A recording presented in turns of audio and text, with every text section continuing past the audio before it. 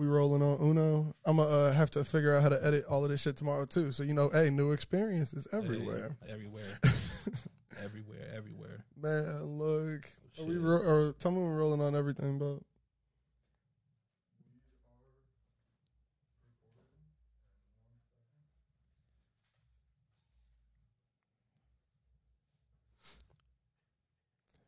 Whoever's watching on video, they're gonna see me on my phone the whole time just because like I got notes in here and I got an iPad, but I'm hiding it with a laptop, which is just unnecessary. Hey. What'd you say?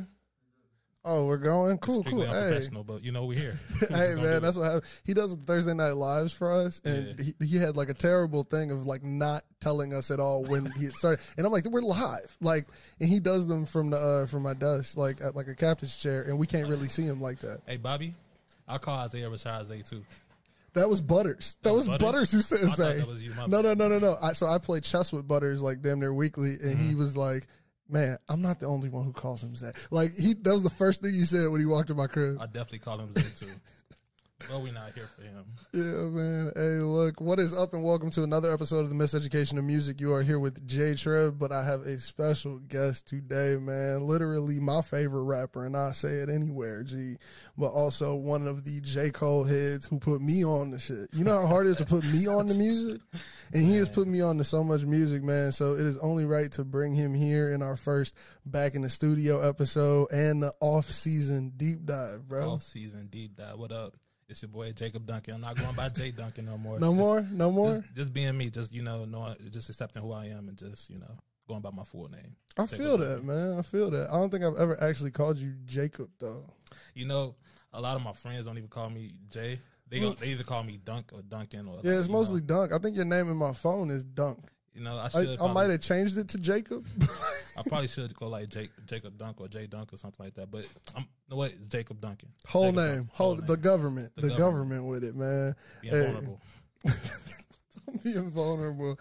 Hey, man, look, we are in here to talk about J. Cole's 6th studio album. Yes, sir. This album went #1 on iTunes in 43 minutes. And that's crazy. It messed up Spotify, and we couldn't even get it going when we did the first reaction on the live stream. That's fucking crazy. So, bro, I wanted to ask you this too. Like, I didn't ask you over text. Like, so where did you listen to it on DSPs? So we used the Discord to play it from the YouTube upload. Okay.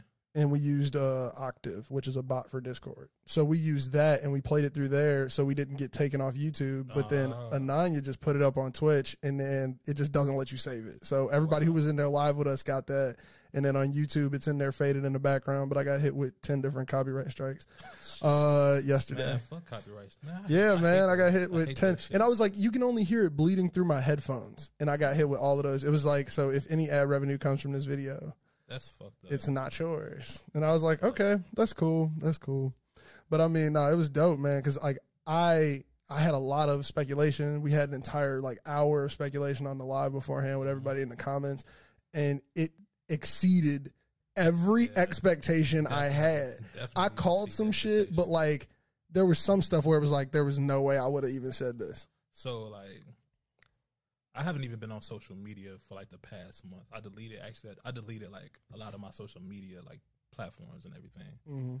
And I'm gonna like redo it in like 6 months, just cleansing myself. Yeah. But one of my homies had hit me up and told me like, "Yo, Cole dropping." I'm like, you didn't even have the social media to find out. And he actually did promo. He doesn't do promo, so I mean, I would even been skeptical if I didn't have social media. I would have been like, "What are you talking about?" Then like the whole little run into the drop. He went back to LA Leakers and dropped the freestyle. LA Leakers, went back to his roots. When was the last time we got a J. Cole freestyle? He's like probably 2013. That's what I'm saying. He had different hunger right here. He went back.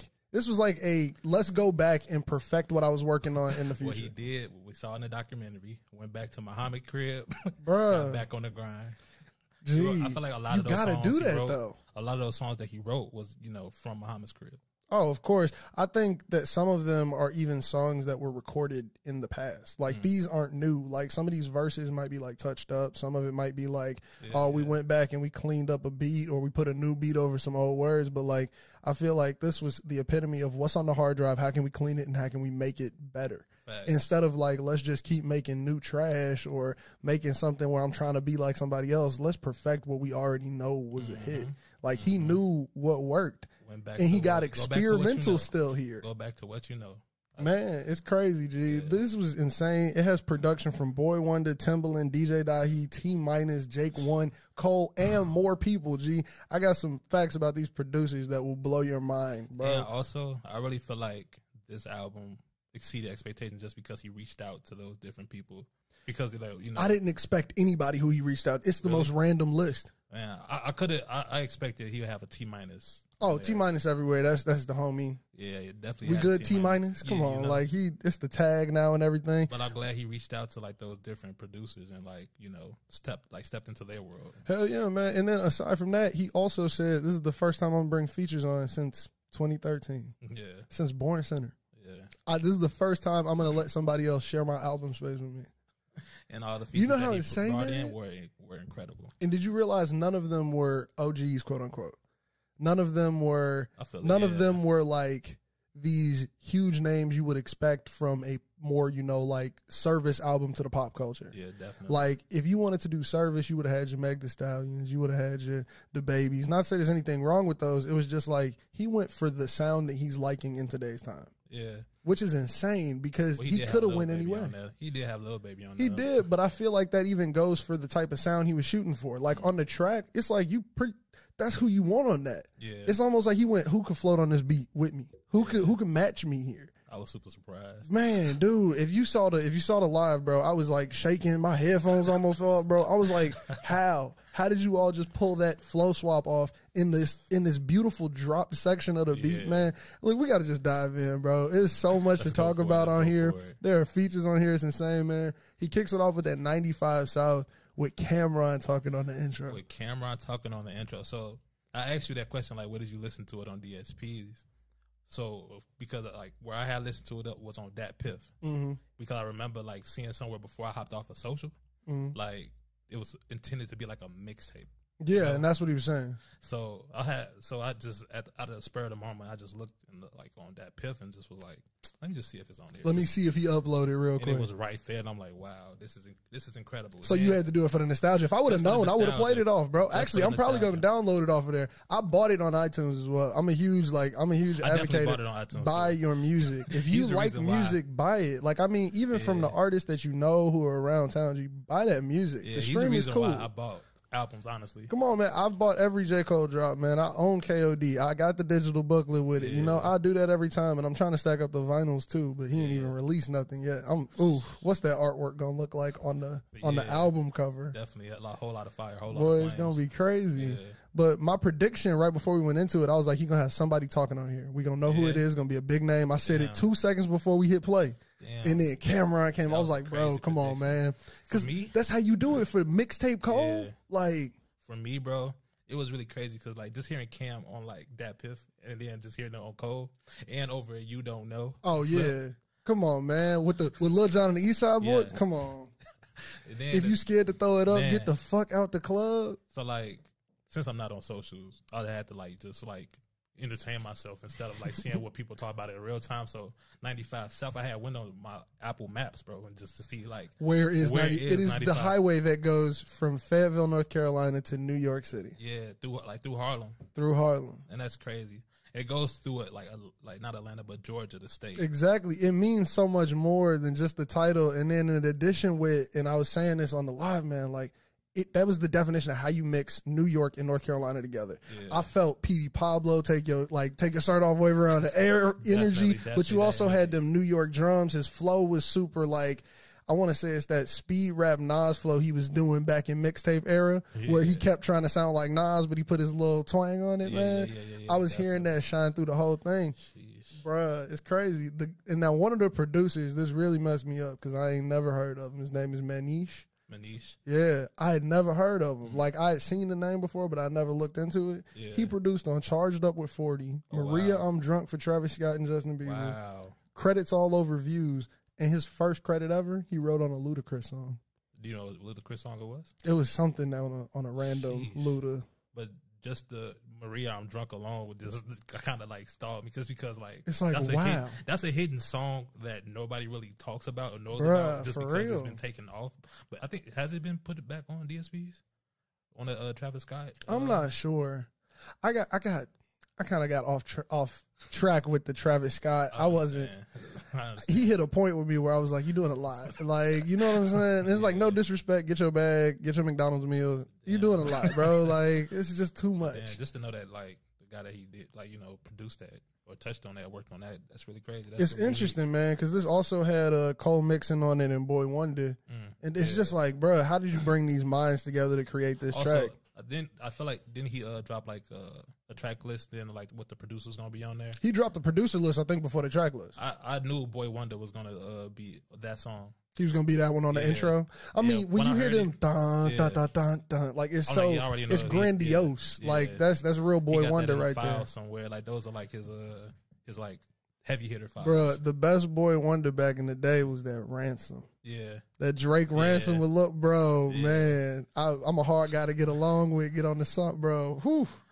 I love that beat till I die, G. And he killed that one. That shit's crazy. Still fire. But bro, this is how you set the tone for your album. This was the I'm coming out the gate hungry. I really, definitely hungry. And I like the re-entry to the second verse. Like, bitch, my pen to the pain is lethal. Oh my God, my pen to the paper lethal. I'm sending them straight to meet the nigga that made him peep the. Oh my God, man. It's tough. Like, nigga really bodied that shit. Like, he really came back. And like, no effort, it seemed like. With the second verse specifically. Yeah, he got back on his grizzly. He said, you know what, nigga? I want to know who pissed him off. Like, who was I will put M's on your head like you Luigi, brother. Who are you thinking about? You had to have somebody in mind when you just make that bar. Yeah. There's no way you chilling at the crib. I have this is where I said earlier I have a flagrant reach about it. So like we're gonna get back into it like around the 6th track. Okay, cool. I'm interested in that flagrant. We can jump to the second one already because we recording on the day the video dropped, and I'm so glad, bro. I would have been so mad if we recorded this yesterday. And bro, come on, because that video was so dope. That's not even traditional Cole. Yeah, definitely not. It wasn't even like the crazy Cole from like ATM back in the last album. Yeah, this was like, who directed this shit? Yeah. This is insane. It's so cool. He definitely found a pocket and really like rolled it. Like that dorm room scene too. That's the one that I texted you about. I was like, with the plaques that just go straight up. I was like, that's the coolest shot in the whole thing. I had to pause it just to like really go through it, like count the plaques and like see what he put up. I also paused it the first time I was watching it because I was like, is that a recording studio on fire? And yes, it's a booth burning behind him while he's rapping. And I'm like, this nigga Cole is different. Different, bro. And he went. I feel like he was in New York recording that video. Honestly, to be. That video had so much with it because even the track title. So Amari, for those who don't know, is like son or something? That's Ebe's son. Oh, it's Ebe's son. And then I also found out it's Boss's nephew. So apparently Boss and Ebe. You didn't know Boss and Ebe. So you didn't know that one, but I knew this one. Okay, cool. So I didn't know what's the relation. They're brothers. They're brothers. I think Ebe is I think Boss is Ebe's younger brother. They ain't just around this much rap. Cause like I remember listening to like an interview where Boss was talking about like they had the same last name. I just thought they was cousins or something. I remember seeing like an interview where Boss was talking about Cole told me like I'm not gonna give you this just because you Ebe brother. Like I'm not gonna sign you just because you his brother. Like you gotta show me that you want this. That's insane, G. Yeah. Man, that's crazy. And shout out to Boss, bro. Shout out. Oh my God, the hidden gem, bro. He is the second star of this album. He was needed. Definitely. He was needed for this album. This is what happens when you foster somebody like that. Yeah. When you take care of them in their craft and you push them to go further, then eventually they could be the perfect accessory. On albums where you never use features, now you look into the person who you brought up to be the person who you gonna put on this feature. Yeah. Because even that singing on Let Go, we gotta get there. But damn, bro, like Boss really piqued my interest about what his next project is gonna be like. Oh, it's gonna be crazy. Cause like I love the last one though, Milky Way. Yeah, Milky and then Way. The spilled milk, bro. Come on, that Nirvana. Yeah, that Nirvana was insane. And Jollof rice, bro. I'm a huge Earth Gang fan too, so like I didn't know that Amari was that's Ebe's son's name. That's really mind blowing to me. Hey, that's Cole a real stand up nigga for that, bro. Bro, he is just a great guy. You just be like, bro, I ain't even trying to sound like how everybody on the internet sounds about it, but He's just a good dude, you know, type shit. Dude. All he want to do was rap and just take care of his family. That's all he want to do. Exactly. And I mean, on top of that, the way he could tell a story, I mean, because we saw that on the For Your Eyes Only. Mm-hmm. But like this track kind of put me back in that storytelling vibe where he was just like, let me go ahead and break it down. Let me tell you that you, like, this is a full course meal of a project. Yeah. This is your starter. Yeah. Like, we got to kick it off because we going to do some other shit. So you got to be ready, as well as he loves to drop them gems. And, well, he had T-Minus produce this. As well, T-Minus was on the track. T-Minus, Timbaland, and Suki, I think. Yeah, I want to pronounce pronunciations. It look like Sucky. Yeah. Then that's like super sus. I'm like, I'm gonna stay away from that, bro. You know exactly what I'm talking about. Yep. That's exactly what I was thinking, man. I was like, well, how do you pronounce that? Yeah. But G, that track was insane, and I love the titling behind it. I love the meaning behind it. Yeah. Like, I think aside from that, the next track is where he starts diving into now let me explain to you that I am Cole. My life, when the beat came on, I swear to God, I said, if 21 on anything, you know, 21 on this one. And I knew it was a lot part two. When I saw the track, I'm like, yeah, definitely a lot part two. A lot part two in a good way. I got it in my notes. I got a lot part two, it bro. Definitely give me the same bop of that in a good way. It's like I knew he was gonna be on track 3. I've been watching that documentary. The documentary, he said, "Oh, let me play third joint for you." They cut away from it real quick. I was like, nope, because that's the one. Yeah. But then also, so that chorus in there is actually a sample. So that chorus is from Styles P, My Life. Definitely. Yes. Yeah, definitely. So it's the exact same chorus, but Moray adds that vibe to it. And I got to give him more credit because I'm not that big wasn't that big of a fan. Really? I peeped a couple, but I wasn't really on board. You got me now. You got me. I'm here. Glad. Honestly, I thought Cole would have put him on like a different project, probably put him on like the Fall Off or something. Mm-hmm. But like this is his moment now, so like why not, not exploit him, but just like give him like that shine. You feel me? Give him that moment to be like, I'm here. This is like I'm here moment. I mean, he showed up. Like he did what you're supposed to do when you get like Cole saying, "Hey, I need you to sing this Styles P joint." Honestly, I would have been mad at Cole if he didn't have Moray on here because like it's another nigga from Fayetteville that's doing something in the game right now. I mean, he salutes everybody from home. I mean, we even getting to Dame Lillard later on in it, but like that's just how he does it. And on top of that, for your first feature in 8 years, this is the one. The features come in really like right here in an important spot. In an important spot, you don't even know there's a feature yet. Yeah. That's the cool part about all the features on here. They're not supposed to sound like they was gonna have features on them. And I love hidden features, bro. You got to do it. I'm so glad he didn't release that list first. Yeah. I would have been pissed. I would have been like, damn, now I'm gonna judge him before I listen. Definitely. I gotta just turn it on. So when I just turn this on and I'm like, your first features that you're giving away in 8 years is to 21 and Moray, and I gotta respect it. Do you feel like it came together? More people should do that? I don't think you should. I think it should all be in the album notes. I don't think it should all be like listed immediately. Like it should also, album notes should be easier to find on streaming services. I hate that physical CDs aren't a thing anymore just because physical CDs had all the information in there, but it was like you didn't quite need to have exactly everything that was listed. And I understand it from the optics standpoint of selling your features. You had to pay some money for that, so you want to put that, I paid the money to put him on this track. Come listen to this track right here. Facts, So I mean, I understand it, but it's like if you were creating an album that has a concept. And not what everyone would actually call, a concept album. Because, I mean, I'm not saying a Kendrick Lamar break down a story and do it backwards. I'm talking just, I want to tell one story on every track, and I want it to all make sense. When you do that, you don't give me the features. Let me understand why they're there, Yeah, for sure. Because they get picked for a reason, especially with somebody like Cole. You're not just going to throw somebody on a track. Yeah. You're not like, 21 busting right now, I got to get him on a song. He definitely said, I got a track right here, and I know 21 could kill it. They're 2 for 2. Like, I really want a Cole and 21 joint album, bro. Look, I like an EP. I don't need an album. I like an EP. Give me an album. Because the thing is, I feel like if it's an album, it's not gonna have cohesion. So give me an EP and then don't skip the cohesion. But I feel like that'd just be something just for the fans. It doesn't need to be. It's got to be on that 15. It doesn't need to be. It's got to be on that 15. I feel it. It doesn't. I'm talking like I don't want to see it on no streaming service. You don't want to see it on no streaming service. That's crazy. I would love. It's got to be like the Freebase freestyles where you got to go to like SoundCloud just to get them joints from Chance and who was that? Dirk. Yeah. No, yeah, was it? Or was it Lil B? I don't even remember. It was Lil B. It was definitely Lil B. But either way, man, a lot part 2, but like in the best way possible. I love to hear them together now. It wasn't like that the first feature Cole did, the first feature that he for the did. feature run. Yeah, for the first feature run, yeah. How many faking their streams, getting their plays from machines? Yeah. Come on, man. He went even in. that I was surprised that Cole was on it. I feel like that was like a surprise feature because I didn't think so. I didn't understand the hype of 21 until that album. I liked FaceTime. I'm too drunk to text, so I liked it. It was nice. It was a good track. Nothing else. Like, I mean, like I had not given anything else a second guess. While we talking about 21, like, did people forget that he was like British?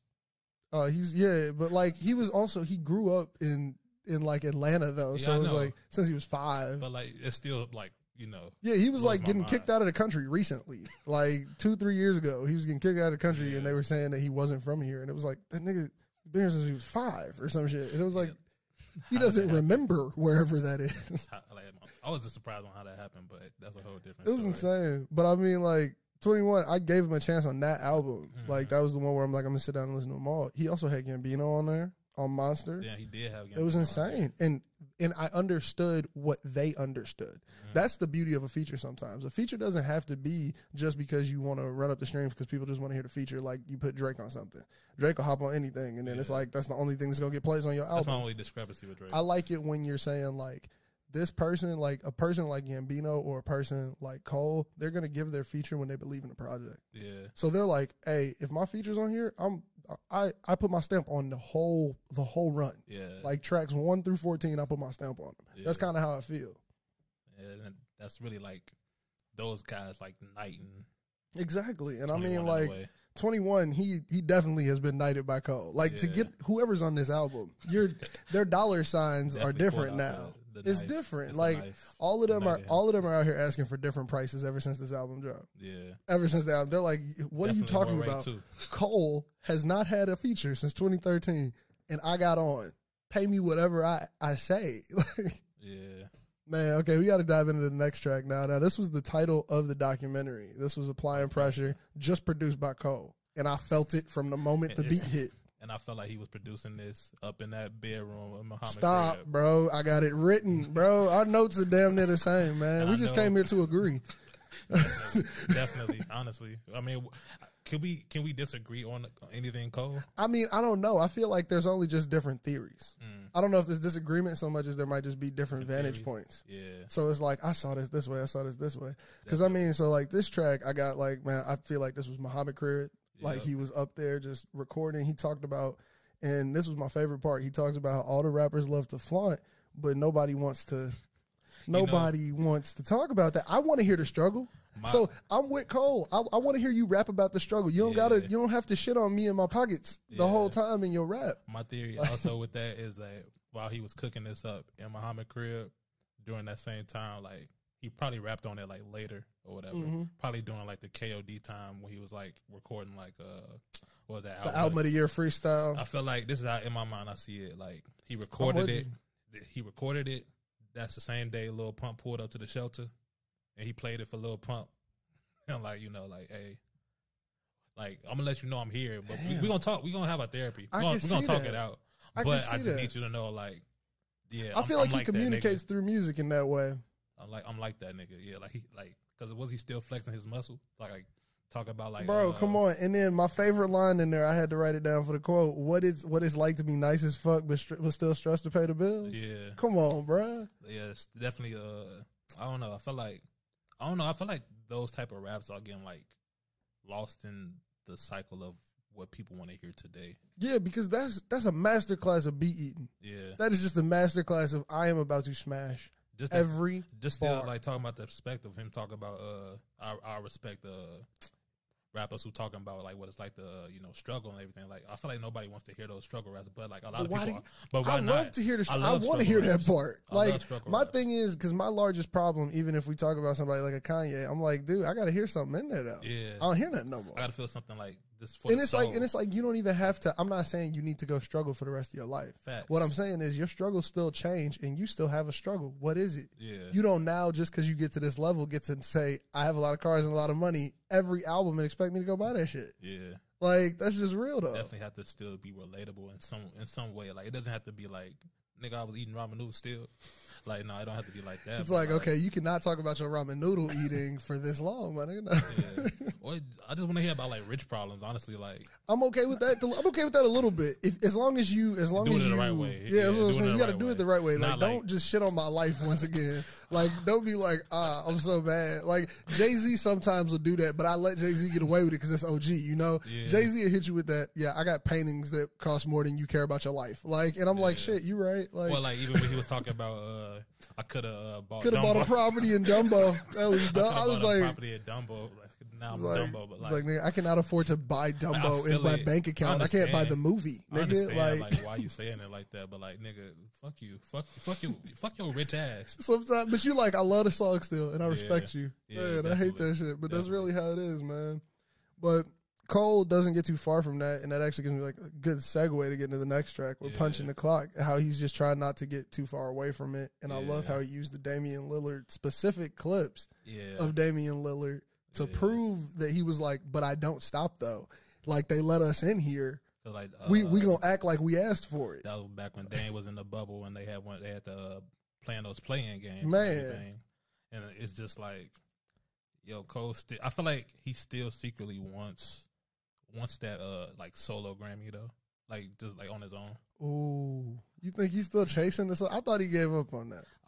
Not like. I thought in the rap it chasing seemed it. like he I don't feel gave like up. he's chasing. I just feel like he still secretly wants it. Like it's still something that he wants, but he's still like he's kind of cool on it. Like, but he still wants it. If that makes sense. I feel like I don't know. KOD seemed like to me his proving of himself to a point of like, here you go. This is if this one don't do it for you, because I'm about to show you one more time I can do it. Yeah. If this don't do it for you, then it's cool. I'm gonna just get to my plan. And then he kicked the plan right off right after. And he said, it's cool. Look, they obviously ain't gonna show the Grammy. I'm gonna keep making this for the real people. And that's why he was talking even in the documentary so much about how he was focused on reaching that higher height skill wise instead of reaching that higher height fame wise. Yeah. Because it was like, look, the fame is so fleeting. Yeah. Definitely. But when you chase that skill, you're on the cover of Slam and you chart on iTunes in 43 minutes. And you just hop in a It's like, league what can a randomly. Grammy do to that, in my opinion? And trust me, I'm a fan, so it's hard for me to see it from a different angle. I feel it. But like, what can a Grammy look like next to 43 minutes US #1? But I still don't know, Like, bro. I still feel like he wants that Grammy though, like secretly. Like It- it's not like in the back of it's not his like head something type that's like shit. haunting him, like something like damn fuck, like I don't have this shit. Like fuck. He's not fuck, sitting in the fuck, studio yeah. every day throwing away tracks over there. Yeah, he's not throwing away tracks over. But I still feel like, man, like he came in this game like kind of for that as well as like making a name, obviously putting Fayetteville on the map. So Yeah, I feel that. This track specifically, though, just to dive into punching the clock and how the hunger is here of how you're talking, like possibly that Grammy type hunger for it. yeah, Because his flow in it is straight insane, how he goes across these verses. If you listen to it like a story, his inflection is the acting. Like, if you go across how it starts with like the story of the firing of a gun to smoking weed to it all causing the anxiety for him waking up, the demons that were chasing him in his sleep and shit like that, you can hear in his voice the like ups and downs of this story. And that's like, wow.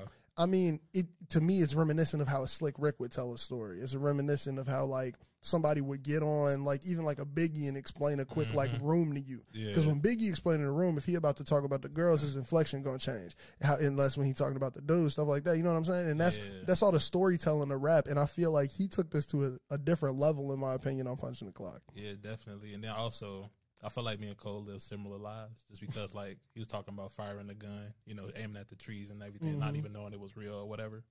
Like, I definitely shot like a He gun. definitely was like, what trees? Definitely just shot. Well, it wasn't even trees for real. It was like at like a gate, just to shoot at the gate or whatever, just because like my homie had a gun or whatever. Oh shit! Sorry, mom, if you We can talk about this later if you watch this or whatever. We can talk about this later. But we'll skillfully edit it so people will know what it is, but it won't be the same. I'm grown now, but I'm grown. Definitely shot a gun. Young as hell. Was like, oh shit, that shit powerful. And it hit you with that, like, oh shit, now I'm waking up in the middle of my sleep. Like, did it hit somebody? I didn't, but I did think about it like years later. Like, damn, what if I like hit somebody that was like, it was an innocent passerby of a ricochet? Yeah. Damn, that's insane. See, that's some shit that, man, I understand where he was coming from within the rap after like even hearing like you being like, yeah, it just came across my mind. So, and now let's dive in to 100 mil, G. 100 mil. So now this singing boss for the first time too. Definitely is singing boss. And I had no clue. Had no clue. Like I said, I thought it was James Fauntleroy, bro. I thought he made it was the connection. Too bassy. It was too bassy for Fauntleroy. Yeah. It sounded like somebody bigger. That's why I was like, gotta be drum. Because I was like, nah, that's too much bass. You could hear that baritone. I wasn't even making a connection and thinking about Shelly, bro. I haven't even called him Shelly until now. Yeah. I'm trying to figure out why he named himself Shelly. Isn't that his name? I feel like that's his name. I don't know. No, whatever. Anyway, but what's crazy about this track, I don't know why it was on my soul, but I just started thinking about like the connection with numbers. Mm-hmm. And then like looking at Cole's discography this morning. This is his 6th studio album. Yep. And this might be just, like I said, a flagrant, crazy cool, take. But I feel like there's some animosity between, well, not even animosity, just like a bit of resentment between Hov and Cole. Like Cole has a bit of resentment toward Hov. I think that in a way only because I also see that Rock Nation is still on all of these albums, but all of his underlings albums don't go through Rock Nation. Yeah, and I don't think that's a salute. I think that's a contractual obligation. Yeah. And also, like, Hov's 6th album was The Blueprint. Yep.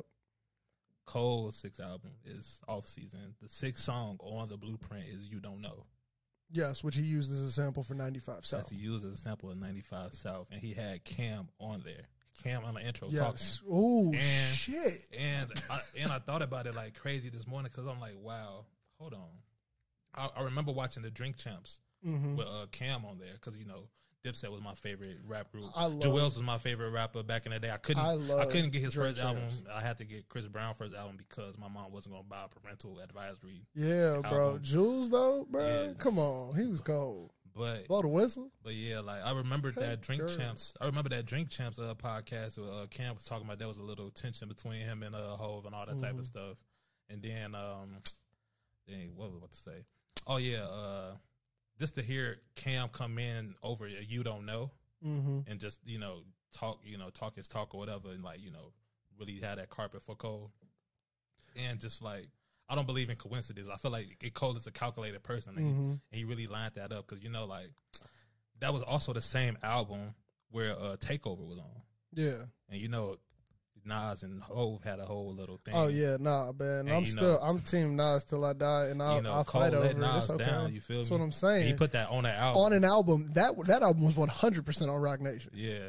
So like, and that was before they had this little verse together on that bad Khaled song. Like slight little like fuck yous to Jay, but like he's not gonna like verbally say it just because like he respects Jay. Also at the same time, it's like a weird confliction. And that's what I'm saying. I wish he would air that out a little bit. I wish I could understand that. Yeah. Because I'm just like, y'all don't ever get seen together like that. And I also thought about it this morning too, thinking about this Players Tribune journal, but entry that Cole had for Players Tribune. And him talk about how when he first signed his deal, he didn't really, read the contract or read what was going on. Bro, he might still be in the 360. Bro. Yeah, you feel me? He might be in like a loose 360 deal where they let him do his thing. And the song is called 100 Mil. Hov had a line in You Don't Know.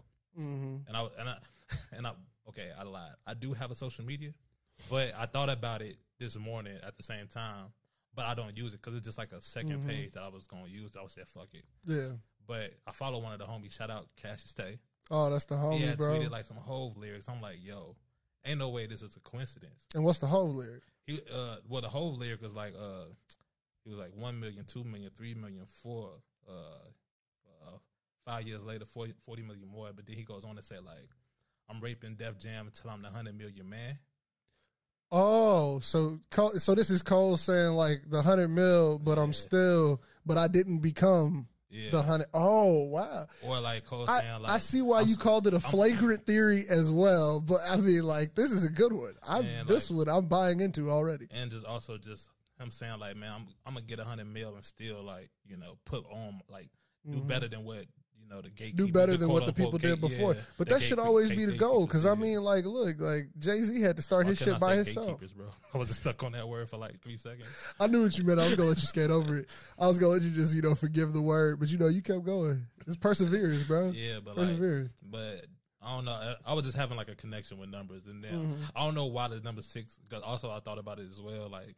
But the number 6 was just on my mind. It just told me like play that song and then figure out that correlation. Yeah. Whereas I mean, like I could see somebody who does albums like a Kendrick or a Cole who would be like, yeah, I actually do get that deep, but those are little fuck yous for like me, and you know they do it just to laugh. It's a little personal, but like a little the initial thought was think about like, damn, I'm my paternal grandmother's 6th grandchild. True. And I don't know why that just popped in my head. And then that's where this all started. Yeah, that's where like. My mind just was kind of like crazy for a second. This nigga thought about how he was the 6th grandchild. It was like, I can relate this to Cole. Flagrant reach, but it's just like I can relate this to Cole. But like it's just, but like, I feel like Cole is calculated, and he's just like definitely. I mean, I think the entire track's calculated. I mean, we also got to keep in mind this is a straight auto tune Cole, and we don't even hate it. So like that off jump is already interesting. Yeah, when I heard the auto tune come on, I was like, I'm definitely about to start judging from jump. Also, so like, let's see how it goes. Like Cole signed Cole signed Boss, and like he put Boss on that song, like, and that's Boss singing. And Boss is the one saying 100 mil, and I'm still, oh man, come on, I'm buying into that theory too hard now. Like, gee. I mean, and also, hold up, we do got to go over the fact that in that track he says, I don't care if Michael B. Jordan calling my woman the fuck she ain't never gonna pick up. Bruh, how many of you at home can make this same claim? I mean, she could pick up, but just know that, you know, I'm fucking somebody else. Like, we just gonna be 2 fucking motherfuckers. Simple as that. Yeah, man, that's some real love though. Think about Once that again, though. You sorry, just Mom. I don't even think my mom watches anymore. I think she just like turns it on to give me a view and puts the audio off. If I tell my mom I'm doing something, she gonna go look. She gonna support. Yeah. But yeah, nah, G, that Michael B. Jordan line was crazy because I'm just like, what? Yeah. Who even thinks of that bar to put into the track, man? Now, we're getting into some of my favorites on the album. The next 2 specifically being very high up on my list. And Pride is the Devil because of this ridiculous flow swap. Yeah. I can name the best flow swaps I've heard in my life. And this is now part of that. Give me a few of those. Kanye West, Big Sean, All Your Fault. Oh, you got to move quick. World in my hands. I ain't trying to lose grip. I don't like loose pussy or loose lips. And I did Impossible a few times. Tom Cruise shit. Yeah. Come on, man. Yeah. Like, how? That was cold. How? That was filthy. That was but, cold. like, I'm putting this on the same level of, like, when you just hear that symbiotic flow. That's, like, real to me. Like, what's their name? I can't think of it off the top of my head. Oh, shit. Man, okay. You might have to help me here. Who made Cooley High, Black Nostalgic, Lucchini? Dana Camp Lo. Camp Lo. Camp Lo. Come on. So they that reminds me of Camp Lo. Camp Lo is one of the groups. Yeah. They were symbiotic. Yeah, they definitely were. Those two flowed insane. I'm talking. It was one person. Yeah, definitely. It was one person on the microphone in my mind. So I mean, like, it reminds me of something like that when I can hear a flow swap where you did it on the beat. Yeah. You did it with the story making sense. So if I was paying attention to the storyline of what Cole is saying, the storyline of what Baby's saying should make sense, and it did. Yeah, like it's symbiotic when it all seems like it was written together. And like I don't when I on the first listen of albums, I don't pause as much as I did on this one. Yeah, I mean, we were doing it live. This is the first time I've done an album review on like YouTube or on Twitch or anything. So like we were stopping and we were talking for like a couple minutes in between, and I was like, "This is actually an interesting way to listen," because I usually don't even entertain what other people have to think until like my 14th, 15th listen through. Because when Baby came in, I was like, "Wait, what the fuck is going on here?" Well, so I was hyped. I was the entire opposite. I was like, This is better than any little Baby I'd have never heard. I was like, what the fuck? I'm over here bouncing in my chair. He really put Baby on this shit. Bro, not only did he put him on there, he put him in the right spot. And not only was it the right spot on this track, it was a T-minus beat, remade from another T-minus beat. from one of my favorite albums last year, bro. I loved the Amine album, and I love the fact. Wow. Bro, fuck the pandemic, bro. It fucked up a whole lot of it did, man. But also, like, I enjoyed all the music that's come out of the pandemic that wasn't pandemic music. If you didn't make it because of the pandemic, you made it because you was making music. Yeah, Amine did that, and that's how you get a sample from Cole. That was Limbo, right? Mm-hmm. Yeah, that was on Limbo. Can't Decide definitely was the song I was definitely. Can't Decide was so cool because I remember. So I'm listening to it, and I'm just like, I can't. I'm singing in the background. I got them both playing back and forth, back and forth, back and forth. Evan sends me a text message. Bro, hear me out. Sends me Can't Decide. Sends me this track. And I'm just like, I am in the same boat right now. Yeah. And that was before they released the entire thing. And that's before Amine hopped on Instagram. And I was like, bro, we called that early. Yeah. Like, y'all late. Because once I realized it was T- and T-, I was like, gee, no, this is the same one. I automatically picked out that was a T- beat. You could hear, all I needed was the You Good T-, like right on the beginning before the hi-hats. Like, man, that shit was so crazy. He snuck the feature in there. That's how this entire album was. He snuck these features in. Yeah. You didn't know that there was going to be a feature. He let him go in halfway through the bar. And for the features, like, he definitely nestled the features in there, like, in the perfect... halfway through the verse, man. On the perfect songs for the features. On the features, yeah, definitely. Like, man, I love the flow Lil Baby has, and I like a couple of his tracks, but like this one specifically, this verse that he has, it made me go, I think you got some other shit to say. I also think this song was probably something that he intended to hold on to put on the fall off. Oh yeah, because he was talking about how he was trying to like not just hold on all. But it makes sense that it's on the off season just because like, but because you know what he was saying, terrified, passionate, put you over everything. He's talking about rap. Exactly. He's talking about like the actual rap game right there. Yeah. He's like, too much money to count. What's the amount? And he's like just talking about that anxiety that comes with it. Yeah. And then like Lil Baby hops in on that part of the verse to talk about the stresses that he had before. And now he's going like, I got to keep this money. I'm addicted to promethazine. That's crazy. Yeah, I know it. Like he's just, bro, like it's one of those stream of consciousness type vibes. And that's one of my favorite Coles, is one of my favorite anybody. If you can stream of consciousness rap, it sounds like you're pretty much just doing this like verbal throw up of like, I'm just getting shit off my brain. And that's how that track felt. It felt real like raw, if that makes sense. Shout out to the artist Morning. I feel like that's where he got those drills from. Oh yeah, definitely. The artist he's been doing drills forever though. Cole's been preaching actually, drills. I don't even think it's called the Artist Morning. I forgot what it's called. The Artist Way. Yeah, the Artist Way. The Artist Way, man. Yeah, definitely. Why do I know that? Because I feel like I told you about this before. Yeah, I feel like I've seen like 30 of them books. Yeah, I definitely tap back into like that book. That was late. And I got the Artist Morning from this group that I've been like over the pandemic, been like fucking meditating with over Zoom. We're the shit. We're the shit ever. But shout out to Darius and all the people over there. That's what's up. But yeah, it's fucking like a whole bunch of weirdos just meditating on looking at a screen. And it's like, at first I was like, this is crazy, but the more I like did it, was like, you were like, no, I actually understand. I mean, I love that. I was doing yoga over Zoom for a little while. Yeah. That's during the pandemic. It felt weird, but it just also felt I did it with one of my homies, so it made it like less weird. But like, if you like, because we were both just like, yo, both of us got to be on camera. It's like, I ain't doing it if you don't do it. So they're like, yeah, but then we were also bad at yoga, so that's a whole different story. Man, look, now the next track might be my personal favorite. You put this one in the comment on the live because, gee, this one is insane. I want to talk about the producer real quick because this is DJ Dahi, Frank Dukes, Cole, and Wooten. So hold on. Wooten, my G. So he's the one who also was on My Life. Mm-hmm. This man produced Snow on the Bluff, another Cole one you might know. Yeah. Also produced Something Ain't Right by Masego, which I have proclaimed is possibly one of the best songs I've ever heard in my life. I'm looking up. Hold up, G. The Cool by Anthony Hamilton. I saw that. I definitely saw that. The Cool by Anthony Hamilton. What? I'm trying to figure out what Mary J. Blige song he did. Yeah, he did a Mary J. too. He did a couple songs on like the album that came out in 2005. I can't remember the name of the album. It's escaping me. It's fucked up. I can't. I do not know Mary J. Blige by year. The only reason I remember my shirt under this actually says "What's the 411 too." But no. I can't get you that one. But gee, this track, Singer Boss, once again, is in his bag, and they made fucking tricked me, bamboozled me again. Thought it was Fauntleroy, bro. And I saw like Black was on it too. Oh yeah, and I heard Black.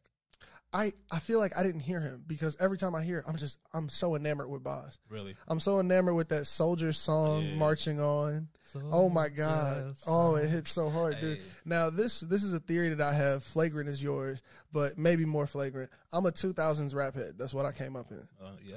So it led me to thinking just only, like crazy double or triple entendres for what this verse is. Mm-hmm. And he says, ignorance is bliss and innocence is ignorance before it's introduced to currency and clips. And when I heard that bar, I was like, so currency, money, clips from guns. But my 2000s rap brain is thinking currency, like the rapper, Spit Andretti. Like, and then I'm thinking clips like Pusha T and Malice.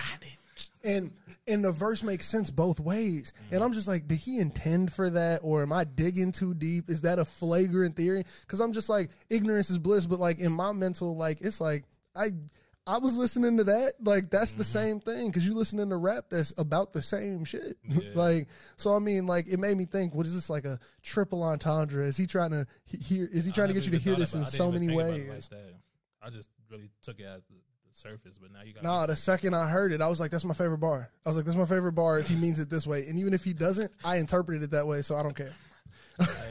I dare say I don't really pause albums when I listen to the first listen, but I had to for this one just because the line when he was talking about what the title of the song is. Said, oh my God. Today my son. Oh, it's so calm. Can we talk about how he can calmly drop the title of your track? Yeah. Like, how did he so calmly just go, and today my son said, Dad, let go of my hand. And then that horn hits on that drop right there, man. Like, I wonder if like Masego was playing like the horn on that. I don't know. It might be a sample. I did look it up and I didn't see a sample. But also, this is the one where he talks about the fight with Diddy. Definitely. The alleged, like he tried to pour a drink on Kendrick is what the hearsay is, and Cole stepped in and was about to fight Diddy. But yeah, I had to go back to that line where he said, "Let go of my hand." Like, I don't know why it just hit me. It just your heart sinks. It just struck an emotional chord. Today, my son Cole only made me cry over like 3 songs before. Bro, the first song was "Losing My Balance" back on the warm up because that was like a bonus track. The second song was Sparks. Well, actually, 4 songs. Sparks Will Fly because I was going through like a little eighth grade breakup. It may seem like our fire. No, not that one. It's a song that was on. Oh, you talking about the other one? There was a song that was on Sideline Story. Yes. Like I try, you try, yeah. We try. That's but that's nothing lasts forever because he uses that sample again. Yeah. Because it's the dun dun dun dun dun dun dun dun dun. You said Sparks Will Fly, but that's definitely. I thought I said Nothing Lasts Forever. Nothing Lasts Forever. That track is hard. And then the third song was She's Mine Part 2, and this song is the 4th one. Oh man, I'm with that. All I could think about, all of those evoke. All I could think about was how Post Malone said hip hop doesn't evoke those emotions from you. Oh, that's a lie. Yeah, that's definitely a lie. Get out of here. But yeah, I had to pause it because like a literal tear, literal tears will fall. I mean, well, it's like when you hear it from the perspective, you're just like, this dude is like, I'm trying to chase this rap. I'm still trying to chase these dreams. And today I just realized that my kid is not a fucking kid anymore. Like, all of because the way he raps it right there, it's like you hear him going like, oh shit, today my son said, yo, like on my hand. And like, it's the broken up like words of a toddler too. It's not let go of my hand. It's let go of my. In my mind, I was living vicariously. Like, and you could hear it. Like you were holding what would your I do with my son, bro. Like I'm holding my son's hand like to walk. He say, "Let go of my hand." For real, and you just like, okay, you feel me? It's like grown as hell now or something. G. Then I'm gonna fight you. Like, no, nigga, like, nah. I'm trying to keep you safe, motherfucker. But like, damn, it's beautiful because like you growing, dog. Like, fuck, this is what I asked for. I feel that, but I mean, like it felt like a song for his kid in the future. Yeah, it felt like listen to this one when you grow up. Because also at the end, hold on, is that Ebe at the end? Am I the only one with that theory? Talking? No. I think that's Diddy talking. I feel like it's stop. You think that's Diddy? I think it's Diddy. I don't think that's Diddy. I thought it was Ebe. Maybe I'm tweaking. It sounded like Diddy pitched up. Honestly, I thought it was Ebe in regular pitch. But hold on.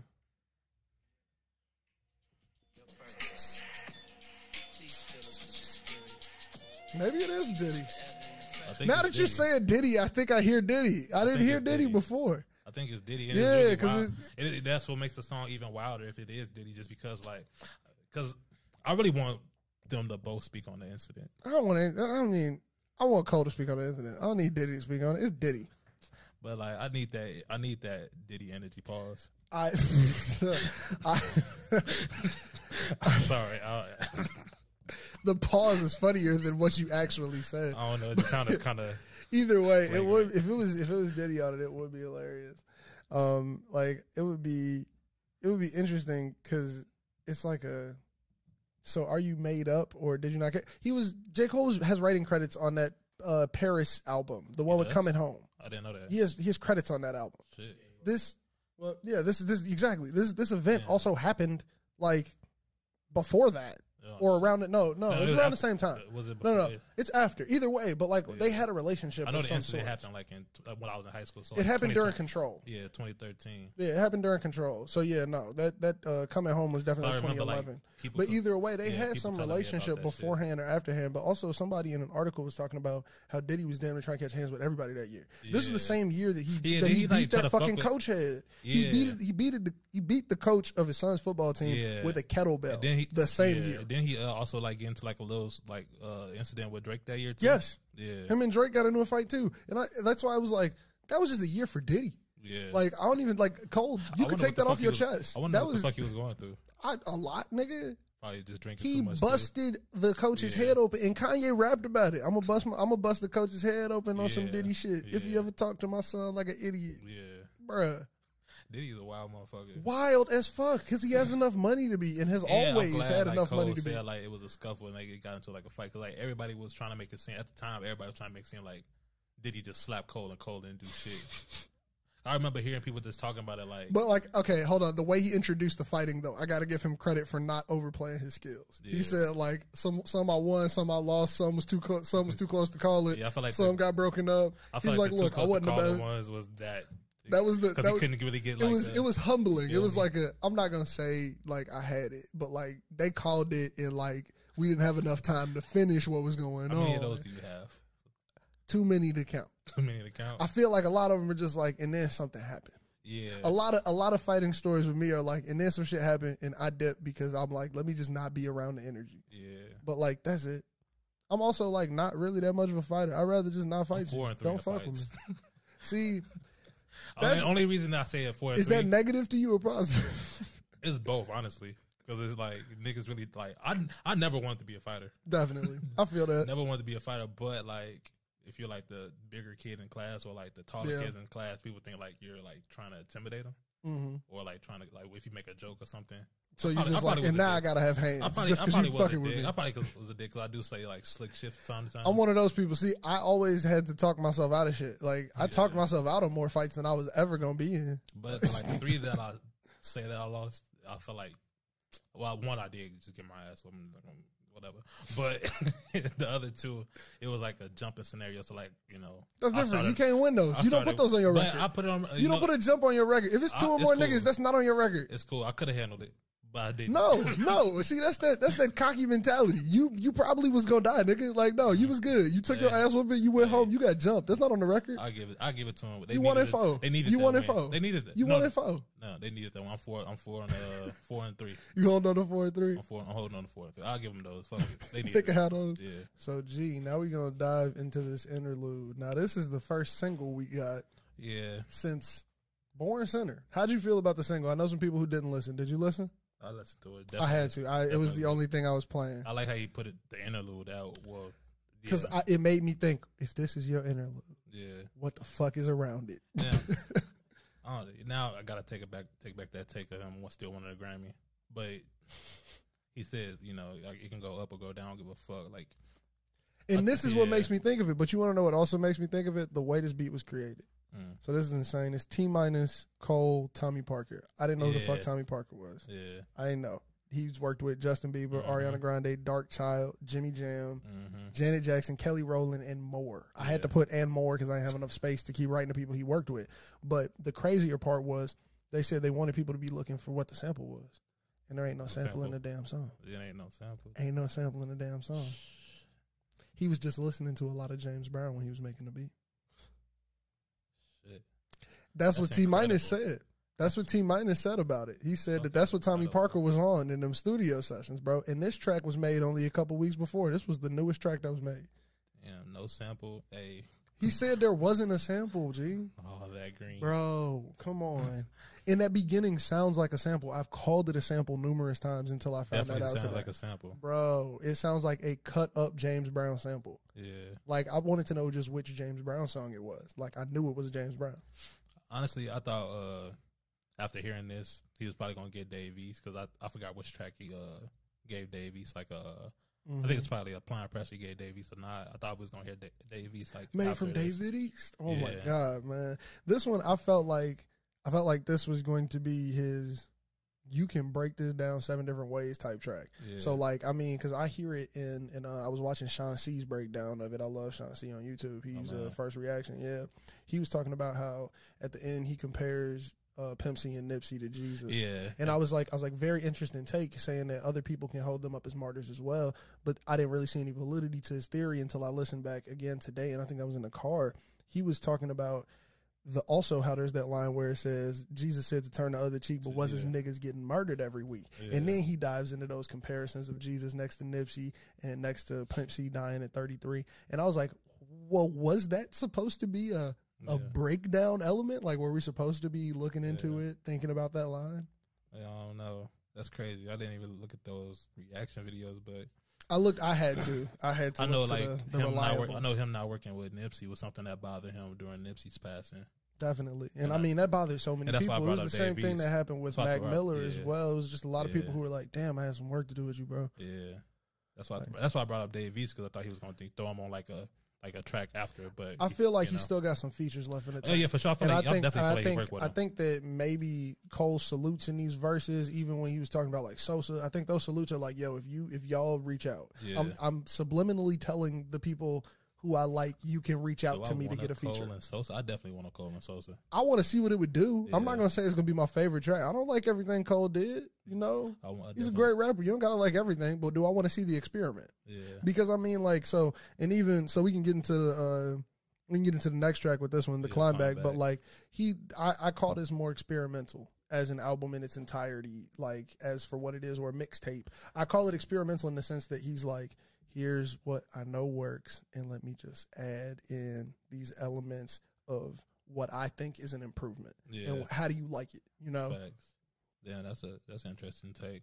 Honestly, when I first saw it on the track list, I was kind of mad just because I heard Climb Back different in the context of the album. Though. Definitely heard it different, and that's what I'm saying. That's not. It was experimental when you drop it as a single with Lion King on Ice. I definitely heard it different, and I also heard it different, like what the theory I talked about with Hov, like, because like he felt like the game, you know, kind of raped him of his joy, exactly. Of his and it's one of those things where it's just like, even in his inflection and his New York vibe flow that he has, you could hear that. You could hear what you're talking about, which is what's giving validity to that theory in my head. Because I'm just like, he's doing this early Nas flow intentionally right now.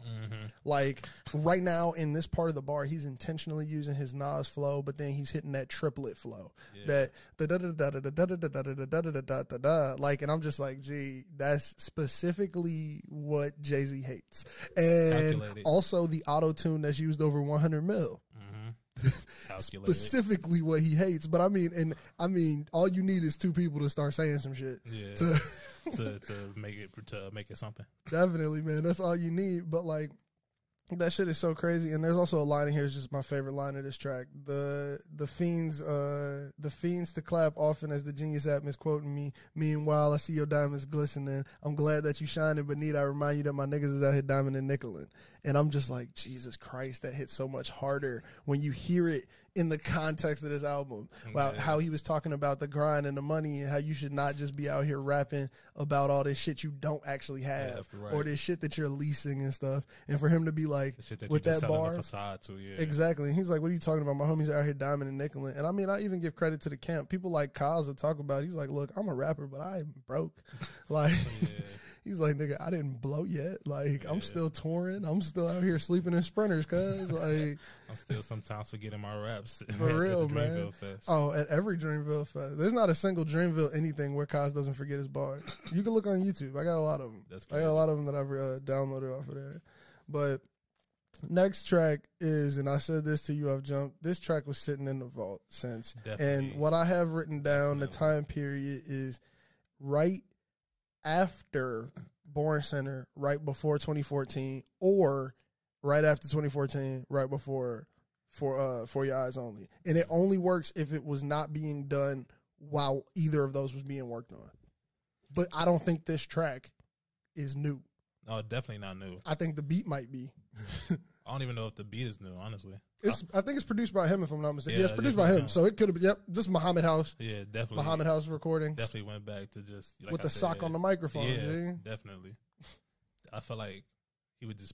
I feel like he probably wrote that there, too. Yeah, I mean, there's so much hustle in this. There's so much hunger in it. It's like he's talking about shit that it's like we haven't heard Cole talk about recently, which made me think it was an old track, and I think he's trying to sneak it on there and go, can I get away with that? Because it was intended for this, and it's the best track of what I had intended for this in the past. Yeah.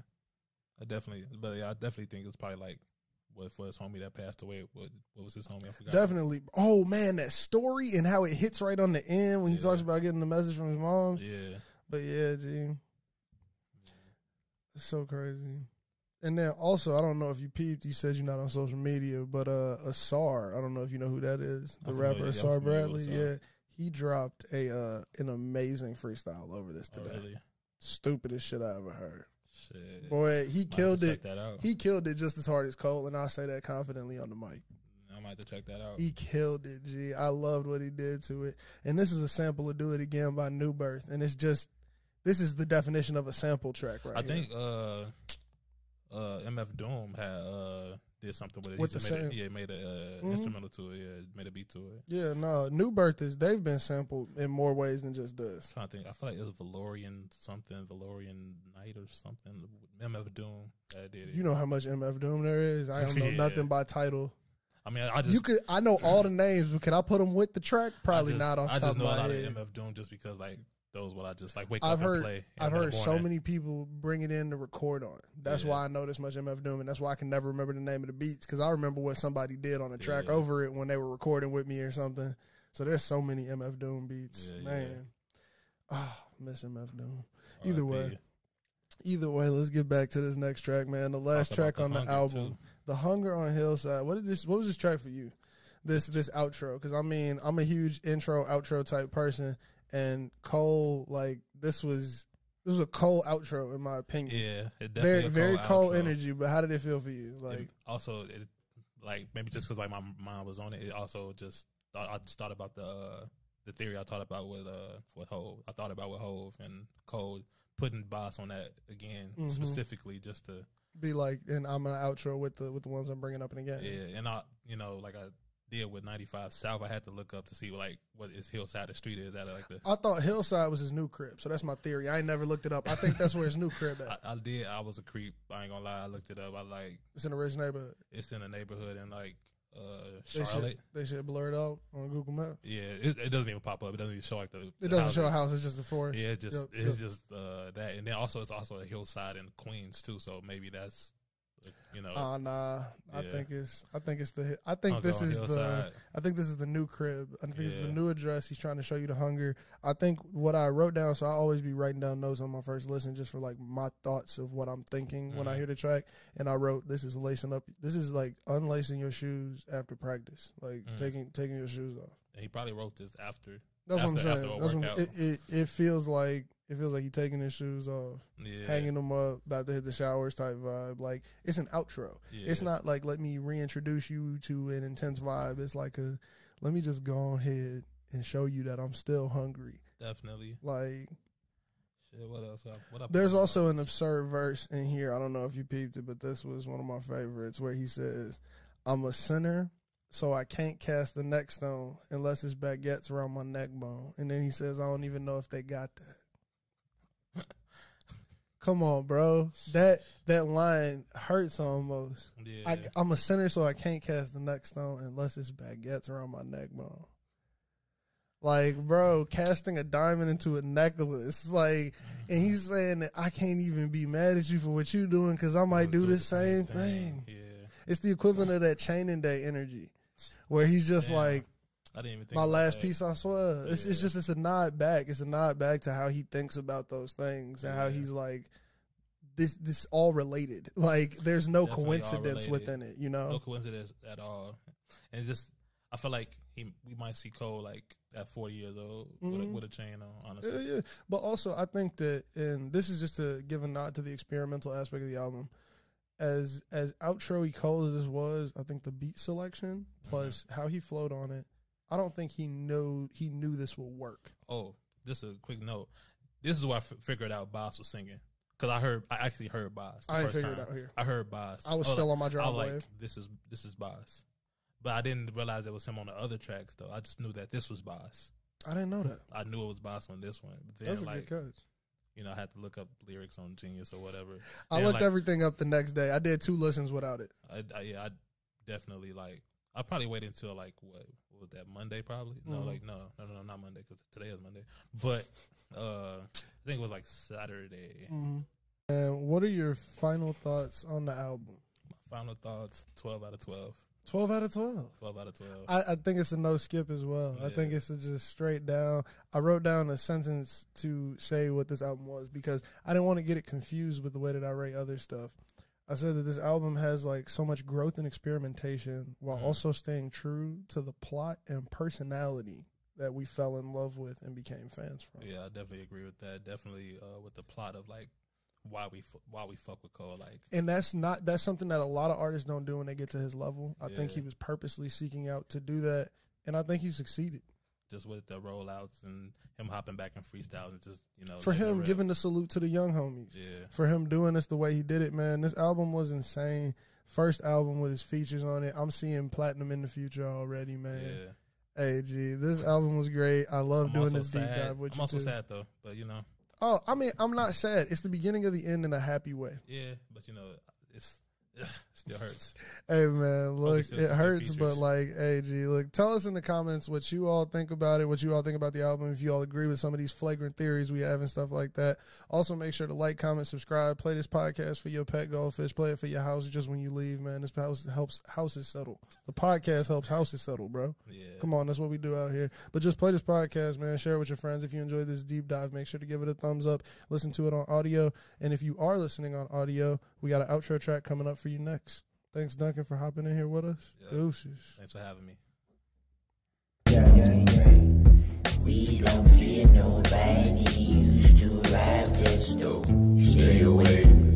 Used to be nobody when I got back home. Stay away. Where? Catch a wave. Where? Fade away.